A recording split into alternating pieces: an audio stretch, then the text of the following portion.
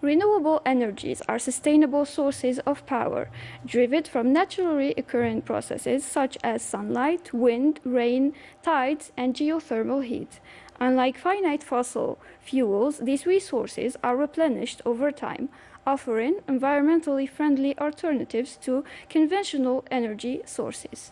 This will be our topic for today. Welcome to a new episode of Youth Talk.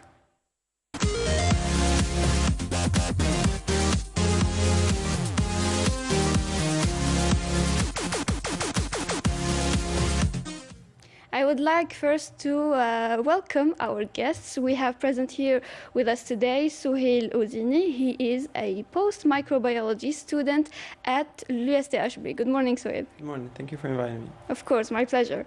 We also have present here with us today Mr. Mehdi Bendimred. He is the president of the Administration Council of Green Cluster Algeria. Good morning. Good morning. Welcome. Thanks. Of course. So today we'll be discussing renewable energies, and especially in Algeria. I'd like to start the conversation by asking you what sparks your interest in studying renewable energy. Well, for me personally, my steep interest in renewable sources comes from something that we are seeing currently, which is just how much of a bad state our current planet is in. Right. So I think it's now or never for us to start adopting renewable energy sources, because we need to leave it clean for our future generations, inshallah. That's great. Mr. Bendimred, you work in the field, so you are very invested in it. What sparked your interest in this field? Well, actually, I started by chance. You know, I was producing some profiles for erecting buildings and warehouses, and then we thought it would be good also to use them, you know, for mountain structure. Mountain structure is the structure that supports the solar panel. That's how we got in, actually, you know. In the field. And in the field, and I was very interested also in this kind of technology, and also the trend of the world is now going to the renewables, to more efficient energy, more green energy. Green energy, right. We have to save the planet, you know. Exactly. Even in my email it says, don't print this email, save the planet, you know. Exactly, All yeah. my signatures are like that. That's, you know, we have to be in this trend. Right. So Suhail said something really interesting. He said that we have to keep this planet as good as possible for the next generation. Yes. So have been many improvements in this field these past few years. How would you say that would impact our future? Well, first of all, I've already mentioned this, the fact that we are leaving a cleaner planet for our future generations. Not only that, but we need to keep in mind and you've already mentioned this, the finite nature of fossil fuels. So, like it or not, at some point we will run out of fossil fuels, and it's a very volatile thingy. It changes quite often. However, with renewable energy sources, it's something stable. It's something sustainable as well. So, I think this would greatly improve our improvement as a species, and like I said, lead us perhaps to greater heights as a species. Okay, that's an amazing point. I like that. Mr. Bendimred, I'm sure you work with a lot of researchers in the field when you are studying or working on a new project, and I'm sure they have told you about a couple of maybe hardships that they are facing in this field. Yeah, I need actually, you know, it's a new way of life, actually, a new state of mind. The thing is, we were practicing, producing, using, and throwing away. Now, this has to be changed, and it's changing. We produce, we use, we recycle, we refurbish. That means that we need, you know, to improve all the things that we use every day and make it more sustainable. This has to be done for our planet, and for the researchers, they have to also to find, you know, ways, you know, of how we can recycle products. How do we recycle them? How do we refurbish them? How do we do to make them more sustainable for the planet? And all the elements, all the components that are involved in the TVs, in everything, you know, right. Everything you use every day, you know, on the day-to-day life. You use things that are more recyclable than it was before. Right. So things are changing, and the mindset is changing, you know, all over the world, in the planet, and in the mindset of the people. So I think the key here is to start by changing people's mindsets first, and then we can work from there. So I'm sure there are a lot of energy sources here available in Algeria. Today we'll be speaking about the renewable ones. So what are the most known or the most very used in Algeria, or are starting now to grow on us, like solar panels, for example? A lot of people are using them in their own homes. The most practical here for Algeria now is solar. The wind also is also one, but we need to make sure that we have also, you know, industrial companies that can fulfill, you know, all the equipment, that is needed for this kind of technology that we're not very used to. Here we have also, you know, have producers of solar panel, of cables, of mounting structure, of services, you know, associated with that. So all that is starting, and we have a big project, you know, in Algeria through Sonelgaz. You know, they will implement 3 gigawatts by next year, you know, in the next 22 months. So it's has been signed actually last Thursday, you know, March 14th, exactly, recently. And the thing is now that implements a new era, I would say, here in Algeria, because, you know, a lot of companies will be interested, you know, how we can produce in a better way, how we can fulfill all what is needed for the value chain of the solar energy.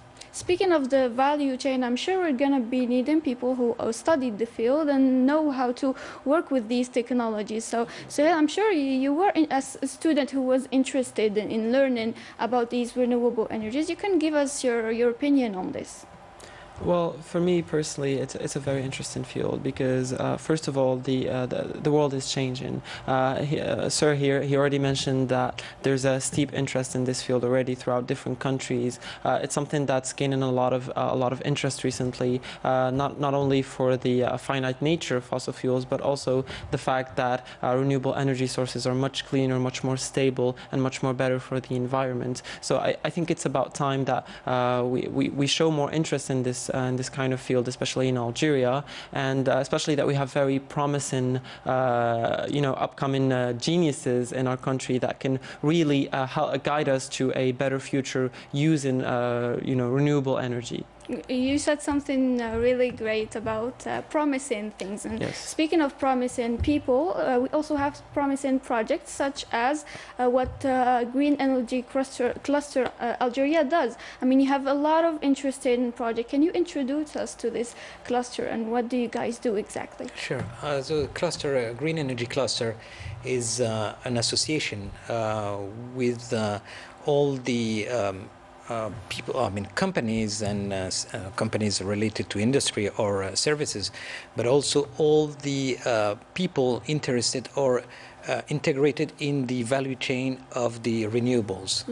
So a lot of companies are, of course, industrial companies, and we work as a cluster. We work also with the universities, you know, with the researchers, because we need to find from the university what the industry needs, and vice versa. Exactly, because there has to be improvement, you know, and we need to make sure that what the university produces in terms of education would be fulfilled in the real life. I mean, in the working life.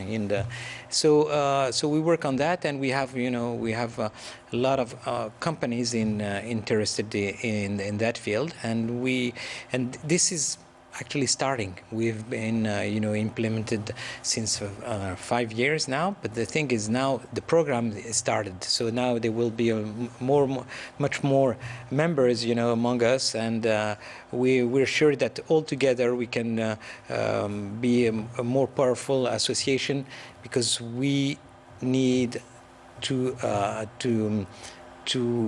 go to this energy transition that took a long time, but it's coming now. Exactly. Speaking of the transition from fossil fuels to renewable energies, how is the cluster helping these communities or these companies go about these transitions smoothly? Well, the thing is, for a lot of things, we have, talks also with Sonelgaz, with Sonatrach, with all the companies that are related to these renewables, to make sure that Algerian companies, and this is something very important for us, that the local content is implemented in those programs. Right. We want to make sure that Algerian companies are not going to be expelled and are not going to be out of this new era, and there will be some improvements here, because otherwise, I mean, it's so easy. I mean, if you see from all over the world where it started, and well, the programs are so huge in China, in the United States, in Europe, all that. If we were not at the same level here, we're gonna be only importing, and that's not what we want. We want to make sure that local content is implemented, and we have the help also, with this program with the Sonelgaz, we have the help of Sonelgaz that asks for 35% has to be done through local companies. So this is very important. And this, step by step, we will go to 40%, 45%, and hopefully maybe at 100%. That's an amazing rate. I'm very hopeful about that, because we have, as we said, geniuses who can work in the field and who can contribute to our country's transition to green energy. Now, back to you, Suhail. You are a student, so I'm sure you have participated in some seminars or anything that goes to green energy, or speaking of this transition. So you learned a couple of things, but I think that the awareness about this topic needs to be more spread within our universities. How would you say we can do that? Well, first of all, I think we can either start small or start big. If we are to start small, which means that we are to focus on children, I think one very simple thing we can do is incorporate modules in the current Algerian curriculum about energy, about global warming, about the environment. I think that will help foster the minds of newer upcoming generations to be more aware of the current issues facing our species. When it comes to adults, for example, and when it comes to the general population, the first thing we need to do is, first of all, spread awareness. Because if the people themselves want renewable energy, if they stop using or reduce their use of anything that comes out of fossil fuels, that will force producers to make that transition. Because if demand is increased, so will production. So yeah. That's a very good point. I love that. So Algeria has the highest technical and even economical potential for solar power use, but I think that it's not being used to its full potential. Why would you say that that's the case? Because there wasn't any program, and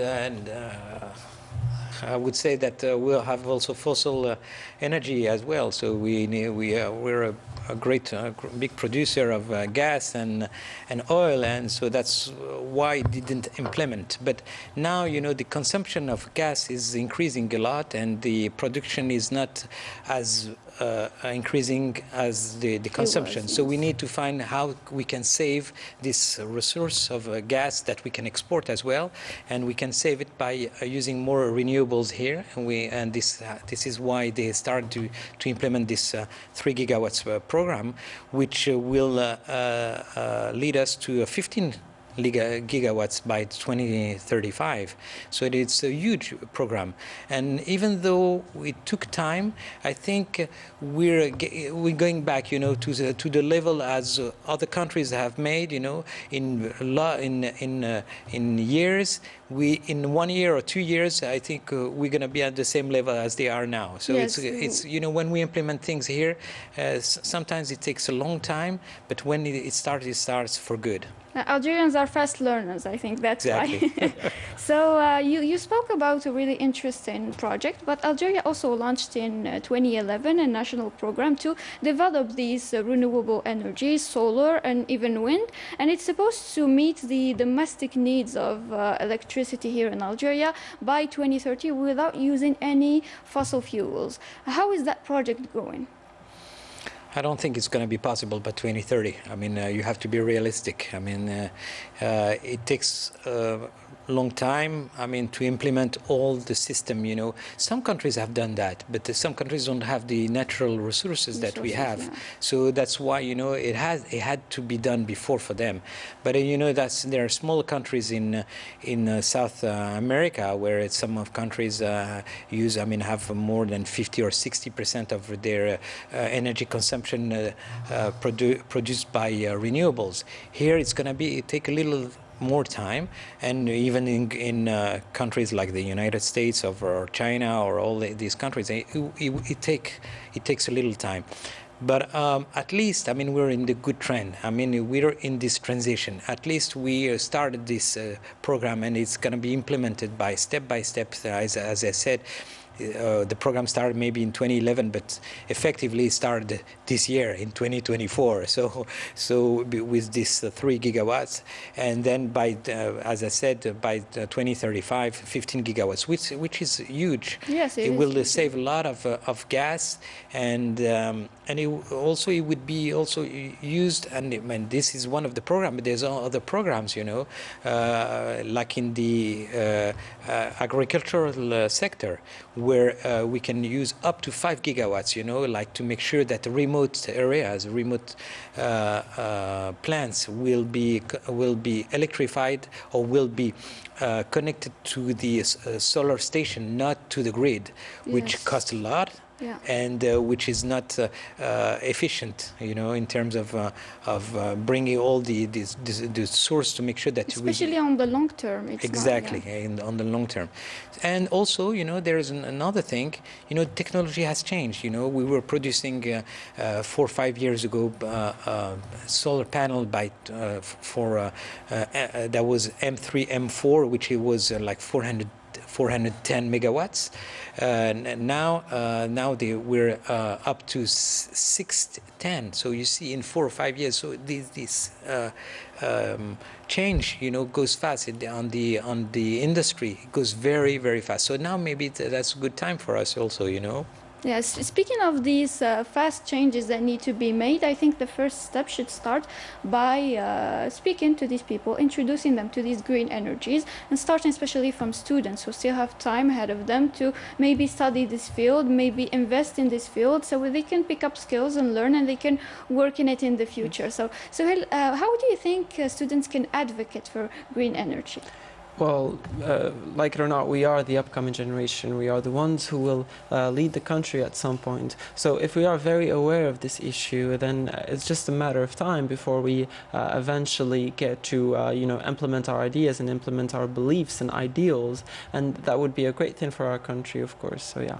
That's amazing. So, as you guys know, the show is called Youth Talk. It's because we like to hear your opinions. We always ask the students their opinions on the topics that we are discussing. So, I'll let you go watch these students talk, and we will be back.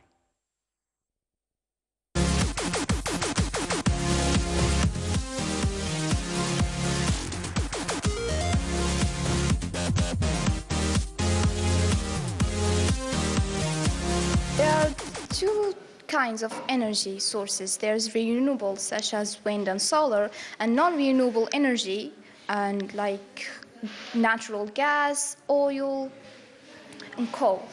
Algeria have two important energy resources, and I just know that are formed by ancient animals. When you say energy source, the first thing that comes to mind is heat. If you have something that can produce heat, then it can produce energy. That, especially if it's cheap, especially fossils. Fossil fuel is the #1 source of, and it has been for many years, the main source of energy for us, for our species. So yeah, anything that you can burn to produce heat, you can then use that heat to heat up water. It then vaporizes, and the steam would go through turbines, and that would produce energy. So that's how we get energy. When it comes to energy sources, it's pretty interesting topic. Let's say there are many different energies, kinds of energies. For example, renewable energies, which are they don't run out. they don't run out. And for the second one, non-renewable energy, such as fossil fuels, for example, nuclear energy.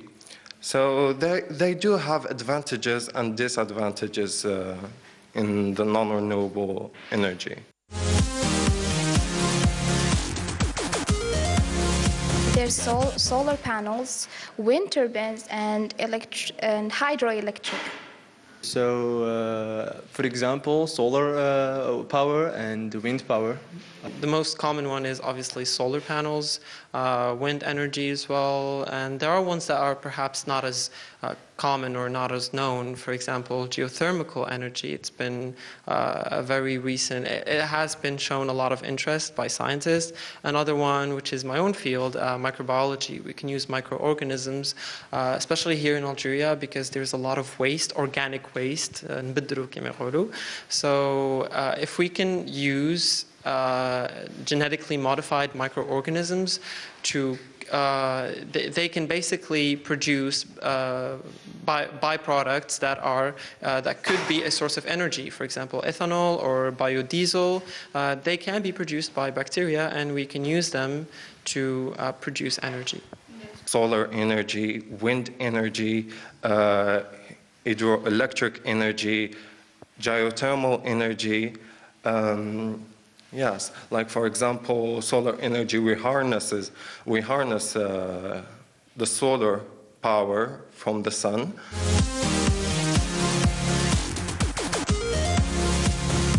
Well, Algeria relies heavily on non-renewable energy like natural gas and oil, and I hope Algeria explores more about the renewable energy.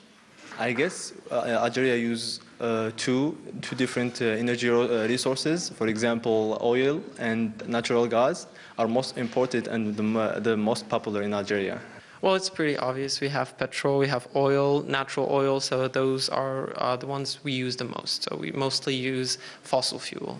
Well, the most of energy sources that are used in Algeria is fossil fuels, which is gas, basically, because Algeria is one of the largest countries that has a big reserve of natural gas.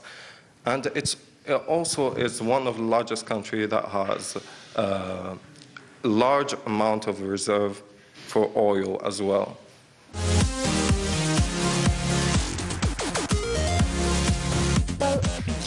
Transitioning from non-renewable energy to renewable energy can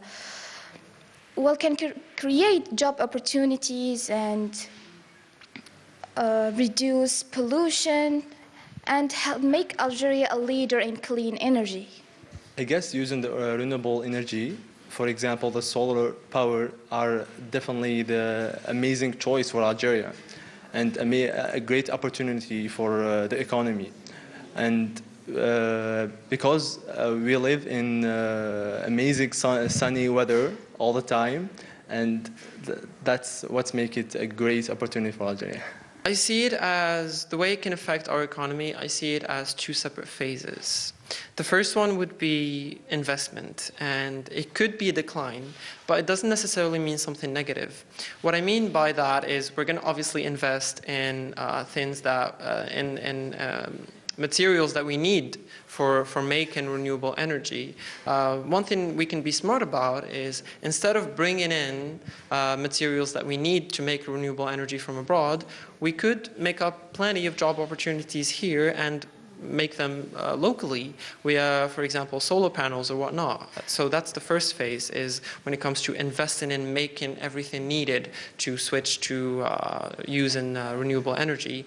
The second phase is obviously one where it's very prosperous. So obviously there are many job opportunities. We're talking about many job opportunities. We're talking about something that is consistent. What I mean by that is that when we talk about fossil fuel, we tend to forget that it's very risky. Why?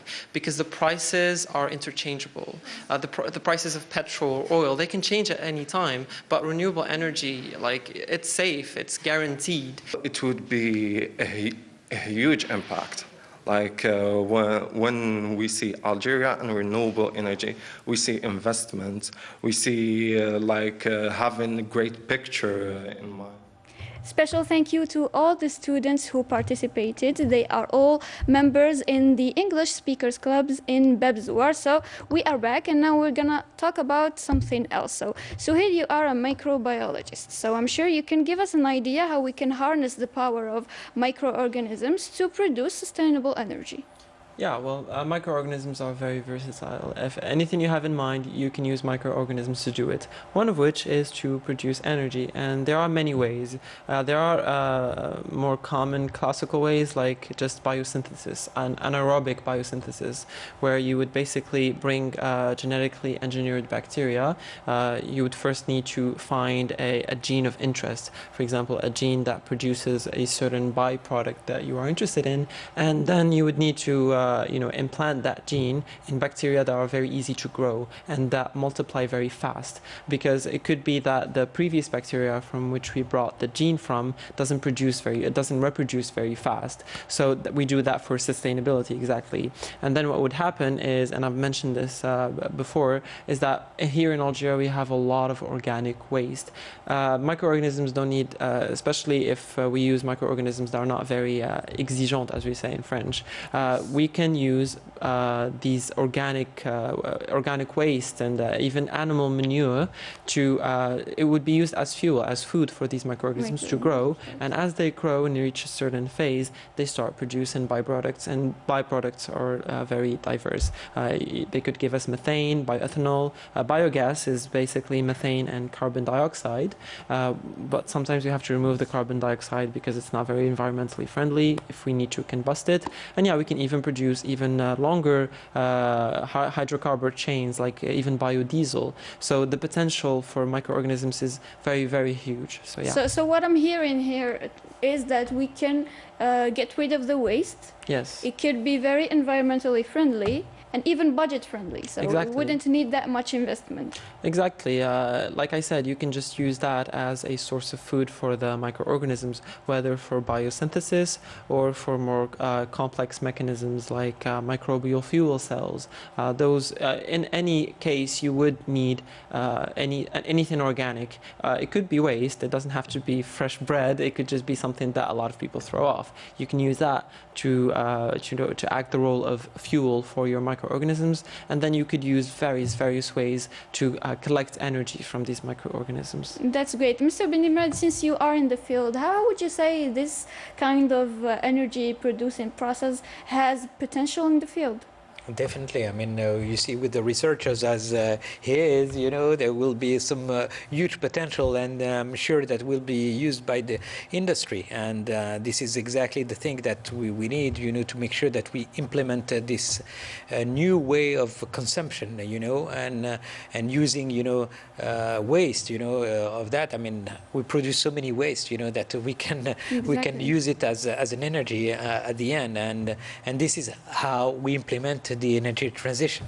That's amazing. So I think we have one last question that we need to talk about. We spoke about the advancement happening in this field. How would you say that can impact today's environmental issues that the world is facing if we do the transition from fossil fuels to green energy?